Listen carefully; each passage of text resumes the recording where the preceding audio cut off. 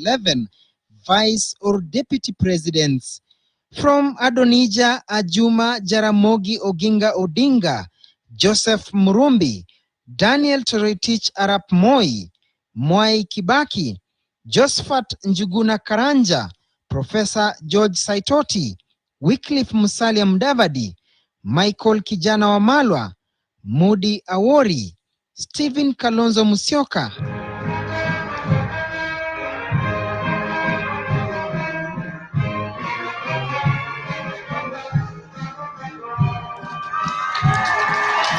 And now, Dr. William Kipchirchir Samoei Arap Ruto. These are the men who have been second in command, and for some of them, only a heartbeat away from becoming president. But as political fate would have it, of the first 10 vice presidents, it's only Daniel Arap Moi, the Republic's second head of state, who succeeded in inheriting his boss. For the rest, the dream has remained just that, a mirage, with the exception of Mwai Kibaki, who had to exit from government, run for office twice and lose both times before finally becoming president in 2002 on the historical National Rainbow Alliance wave.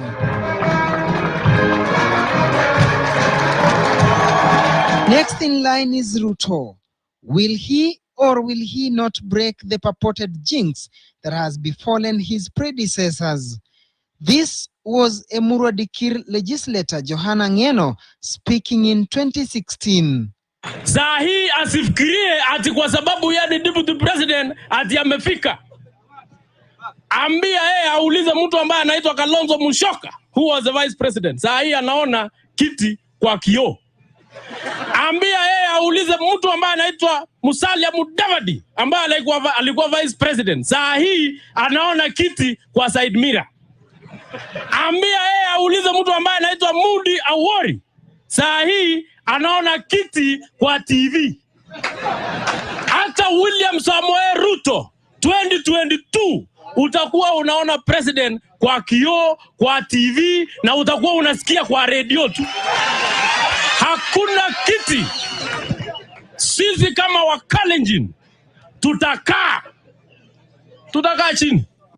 Ruto's challenges are not just within the Kalenjin community, it's also elsewhere. The question of acceptability by some quarters is what he is contending with. So Gideon Moi just becomes one of those obstacles that along the way. But it's not the same way as the feud between Jaramogi and Mboya, which sometimes tended to be ideological feud, other than age. There was also the generational issue.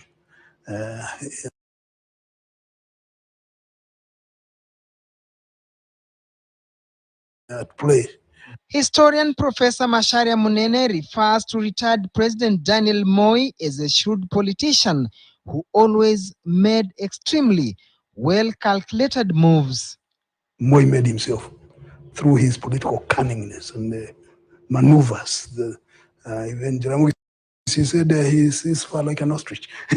So he can politically play games. He did very well. That Deputy President William Ruto is already feeling the pressure could be the nation's worst-kept political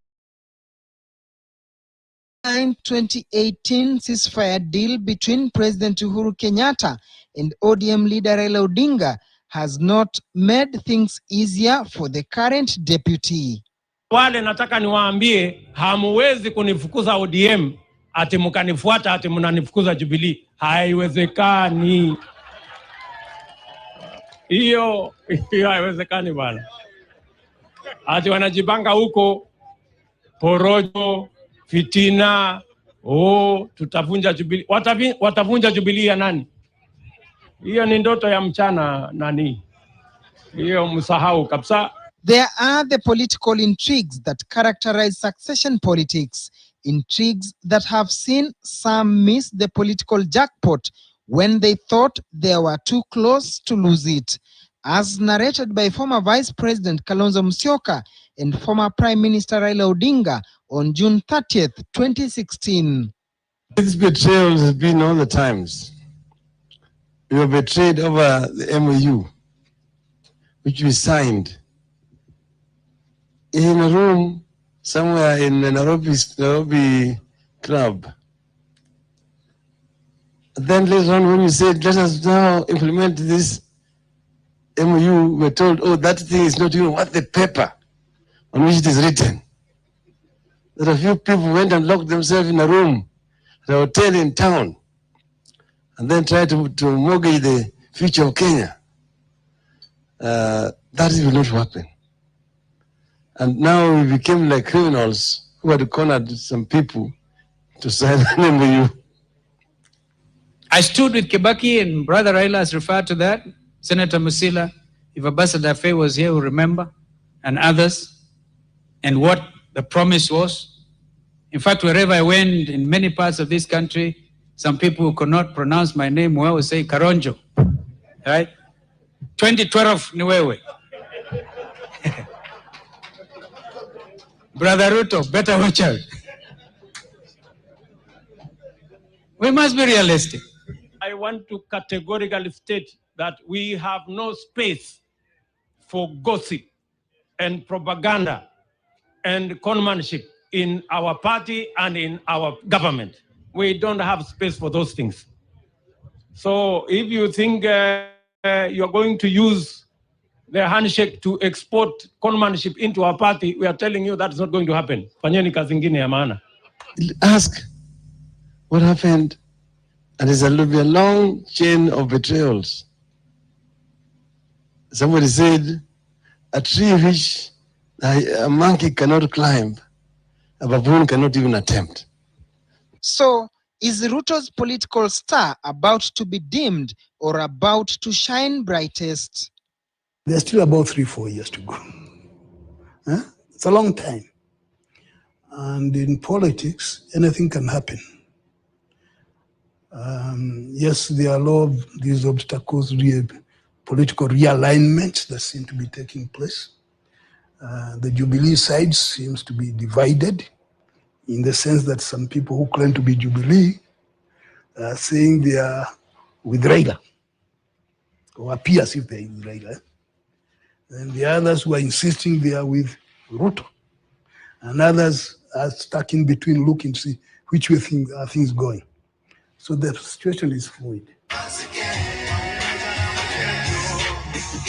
When they joined forces in 2013 to form the then Jubilee Alliance, there was a formal pact between TNA and URP parties. William Ruto was to support TNA's Uhuru Kenyatta for 2 terms. Then come 2022, the Mount Kenya region would return the favor by backing Ruto. However, somewhere along the way, wheels seemingly started coming off. A section of Central Kenya politicians telling the DP that the Central Kenya support is not guaranteed, a tune Ruto allies had a tough time dancing to. Wakikuyu hawana deni ya mtu. Kuna deni. Deni gani?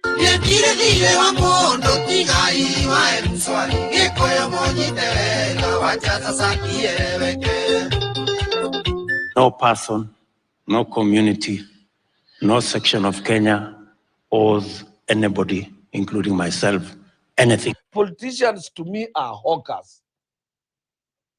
Any politician with a hawker on Koinange Street, they are the same. They are not principled people.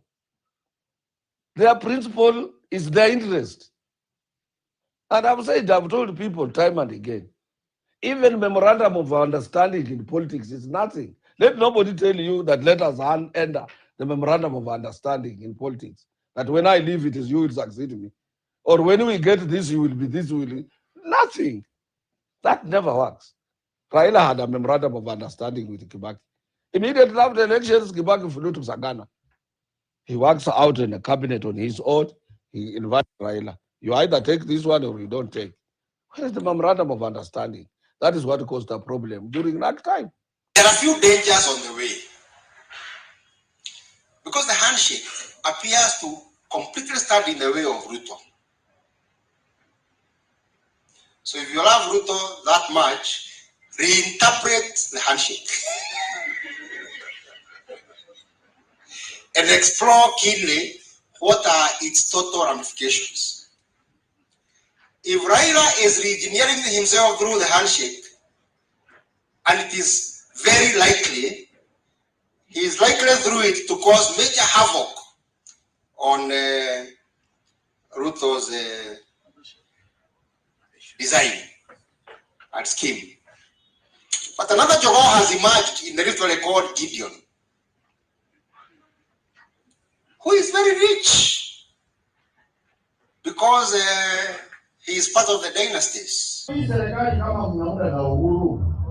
Wewe unachukua mkate nusu na Uhuru anachukua nusu yake, alafu unaitisha mkate mwingine utatolewa wapi?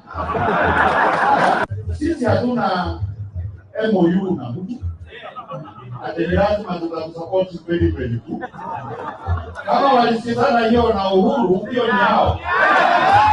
Kuwa vice president is not a guarantee kwamba utakuwa president. Lakini Kenya imechoka.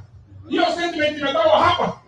Kwamba wewe Sugoi Burundi Mongowini na Kenya ina kabila 47, lazima Kenya ibadilike na Kenya inabadilishwa. I was in Busia County in Chester North with the 10th Vice President Kalonzo Musyoka, and he said something that is very interesting. And he said, I'm the 10th Vice President of the Republic of Kenya, and the previous 3 came from your region. And he was saying the fact that you're vice president does not mean you're automatically the next president. What does Ruto need to do if he is to be successful as President Moi? There is one thing that Ruto said once, that he learned a lot from Moi: patience. And if he plays his cards right, his chances are very high. If he messes up, that's a different story. If Ruto loses the election in 2022 because he's a candidate, and Raila is a candidate, and now Musalia says he also wants to be, and there are so many other people who want to be candidates. It will not be because other people have done something. It is because of his ability or inability to market himself in the country.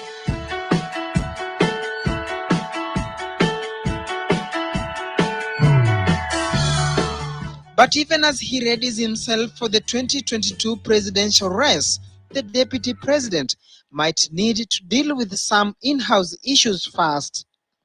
A rebellion seems to have started brewing. Shida zetu mingi ya mahindi, ya fertilizer na hii mambo yote imeletwa na Mheshimiwa Naibu wa Rais na ofisi yake. Tunataka ofisi yake ichunguzwe. Wale wote waliimport mahindi kutoka ng'ambo, watuambie mbona waliimport mahindi. Ile fertilizer ambayo mumeleta, mumefuruka bei. Tunajua mabroka ambao walilipwa. Badala ya mkulima kulipwa, wakalipa mabroka. Kama itakuwa ni kuzungumzia mambo ya 2022 kinyume na matatizo ya wakulima, nafikiri hata mimi ninaungana na wengine wengi ambao tunataka kuzungumzia. Kama ni kuonana macho kwa macho, kuulizana maswali, tuko tayari. We will ask you hard questions, because before you ask for 2022, you must start telling us, for the last 5 years, what have you done? What is there for us to take home? What is the celebration? In fact, the worst county in the country in terms of development is the county where the deputy president is coming from. Because there is no even a single complete project. The image being created by the likes of Kutuni about the DP is not the best. And he has to deal with that image projection. First of all, you have a key supporter, a key ally, who turns against him viciously. So what's going on? He needs to deal with that because it's a perception issue. He's a lawyer. Then, as I was pointing out, I think he's doing well with the youth. With the people, the elderly people, he may have a little problem convincing some people who might think about the events of from 2002 to about 2007. The people who remember that firsthand may have some challenges with him. Fortunately for him, these people are not many, they are dying. They're not natural attrition. So his main thing is to convince the youth that he is their candidate. The people who are above 50 and let's say 40 and above, he has to do a lot of work to convince them that he should be he's the candidate. But he's a very crafted politician. He's extremely articulate. He sometimes gets things wrong, like when he reportedly said that history is not important, and we are talking about his history now. So when a national leader comes up with something like that, there is something wrong, because then it might end up plunging the country into confusion. So he has a lot of image building to do. Then there is the question of Baringo Senator and KANU Chairman Gideon Moi, whose political clout has been on a steady rise.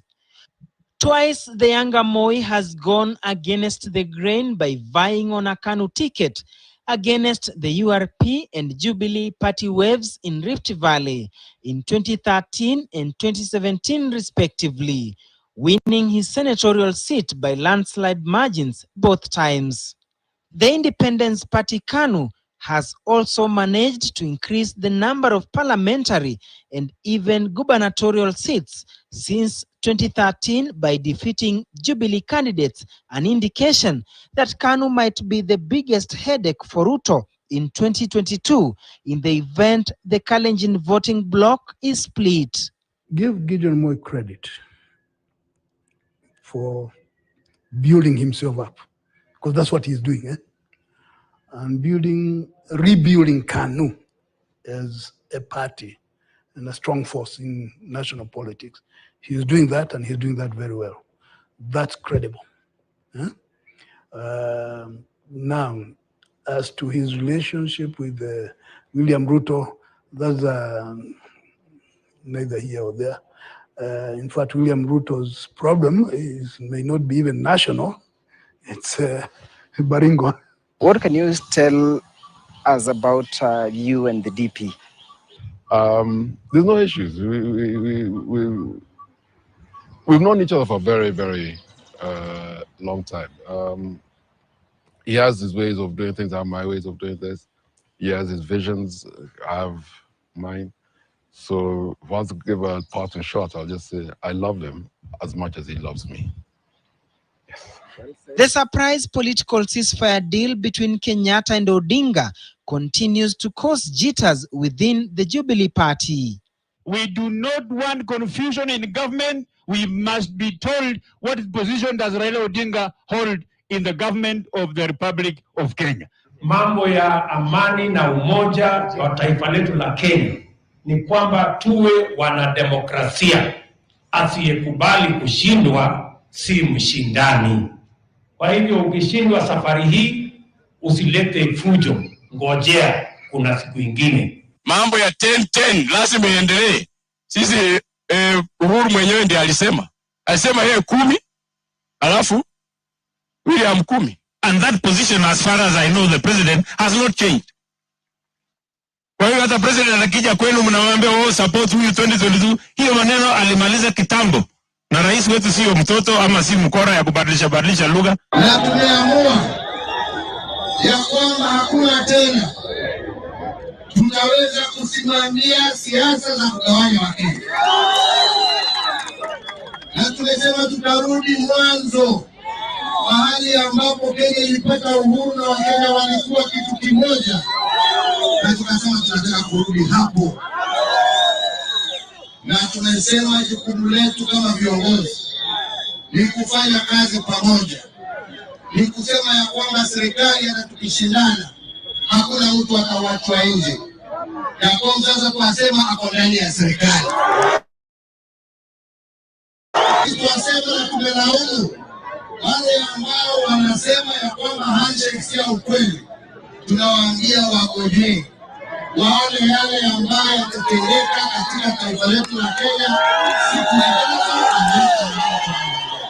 Ukiona Uhuru Kenyatta pande hii, uone baba pande hii, ujue hasla hapo katikati, mambo iko sawa sawa. Mambo ya 2022 ni mambo ya Mungu, tunaangalia ni mambo ya Mungu, lakini tunaona dalili nyingine hapo. Wewe ndio unajua, wewe ndio unajua, wewe ndio unajua, wewe ndio unajua. Na mimi sitaki niulizwe, na Mheshimiwa Ruto anasema yuko hapo katikati, lakini 2022 wewe unajua, wewe unajua, wewe unajua, wewe unajua.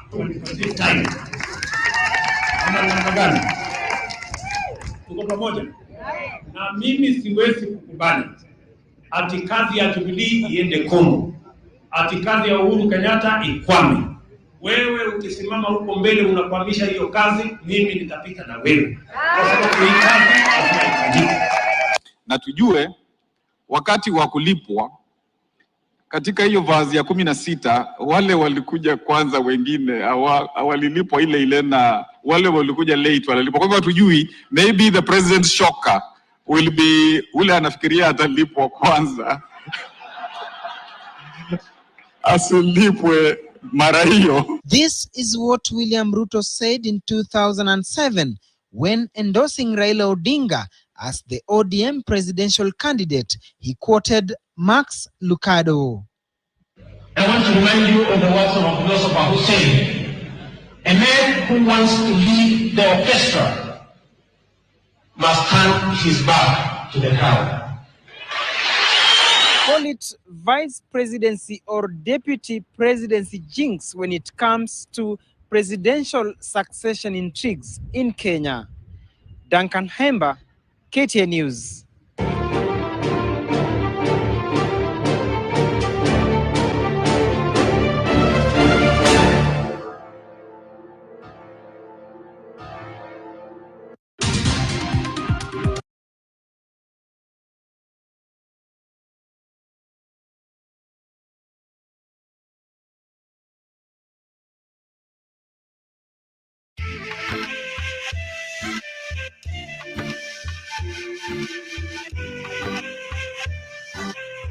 Kimamba on the beat. Hili ubaya limenisafirisha mazima kwenye dunia yangu, mimi na wewe tuwe wote, mimi na wewe alitofubaya mbali, si tutafika lazima, na kwenye moyo wangu uko wewe, tuwe wote, mimi na wewe, yani kichwani na kwaza wewe, naona najiingiza mazimu, nini umenipa wewe, mbona midadi na nita.